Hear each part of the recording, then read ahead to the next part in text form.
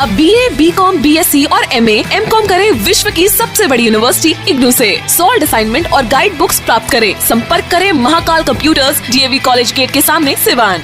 सिवान में लगातार बढ़ती आपराधिक घटनाओं के बीच अब सिवान के डॉक्टर अपराधियों के निशाने पर हैं।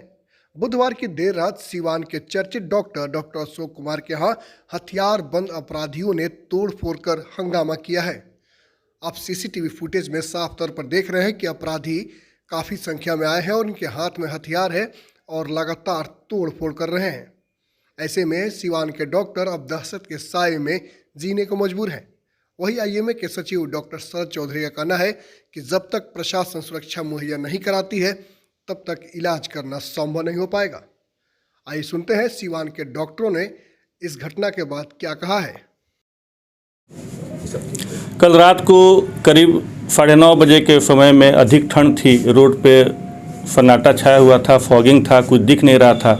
इसी समय में 4-5 अपराधी बाइक से उतरे और हमारे हॉस्पिटल के मेन गेट को पिस्तौल और चाकू का धमकी दिखाकर हमारे स्टाफ से खुलवाए और उसके बाद वो सरासर मेरे हॉस्पिटल परिसर में घुस गए। घुसने के बाद जो भी हमारे मरीज भर्ती थे उनके साथीदार के साथ मारपीट झगड़ा करने लगे, उनसे मोबाइल कैश छीनने लगे। उसके बाद वो अचानक फिर फार्मेसी दुकान में घुस गए और वहाँ जाने के बाद में जो कैश काउंटर है वहाँ से जो भी नकदी था वो उसको बरामद कर लिया। लैपटॉप रखा हुआ था, लैपटॉप छीन के चले गए। फिर मोबाइल चार्ज के लिए रखा हुआ था, वो मोबाइल को वो अपने हाथ में लेकर चले गए और हमारे जो भी स्टाफ थे उसके साथ मारपीट किया, उसे धमकियाँ दे रहे थे। उसके बाद एक स्टाफ ने मुझे खबर किया ऊपर मेरे निवास स्थान पर, तो मैंने ऊपर से बालकोनी से उसको देखा तो मुझे कुछ भद्दिया गाली दे रहे थे। तो फिर मैं नीचे आना चाहा लेकिन उनके हाथों में पिस्तौल देखकर मैं सहम गया और अब मैं अपनी सुरक्षा के दृष्टि से मैं अपने अंदर से निवास का गेट बंद कर लिया। बाद में वो उत्पात मचाकर कुछ देर के बाद यहाँ से निकल गया। लगता है एक बड़ी घटना भी हो सकती थी। हाँ, एक बड़ी घटना हो सकती थी। ये लूट के नज़रिया से यहाँ पे आए थे और अच्छा हुआ कि हमारे स्टाफ सब एक्टिव थे, सक्रिय थे, जिसकी बदौलत तो लोग उन्हीं से निपट के चले। CCTV कैमरा में क्या कुछ कैद हुआ है? CCTV कैमरा में वो पिस्तौल लहरा रहे हैं और धमकी दे रहे हैं, मारपीट कर रहे हैं, वो सारे हमारे CCTV में कैद है और उनकी एक्टिविटी भी है। मुंह पे मास्क लगाए हुए थे इसलिए चेहरे की पहचान नहीं हो पा रही है, लेकिन उसके फिजिक, उसके गेट से पता चलता है कि 20 से 25 साल के बीच के वो युवक। और इस तरह के खौफ में आप लोग काम कर पाएंगे?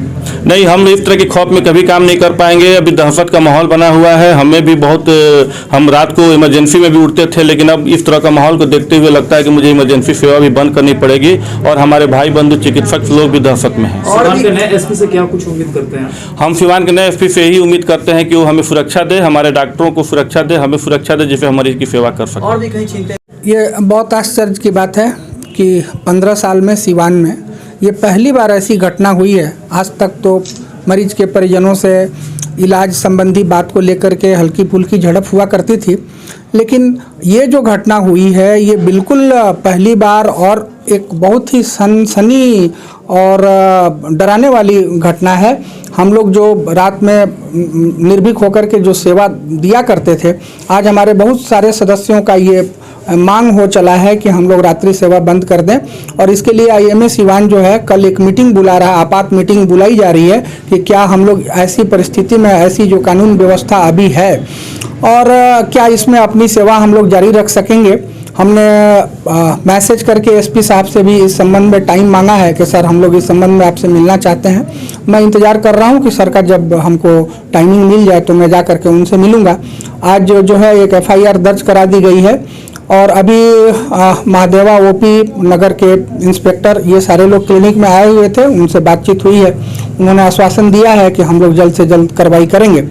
मैं भी ये प्रशासन से उम्मीद करता हूं कि चूँकि ये पहली घटना है सिवान में कि किसी डॉक्टर के घर में हथियारबंद अपराधी क्लिनिक और घर में घुसे हों।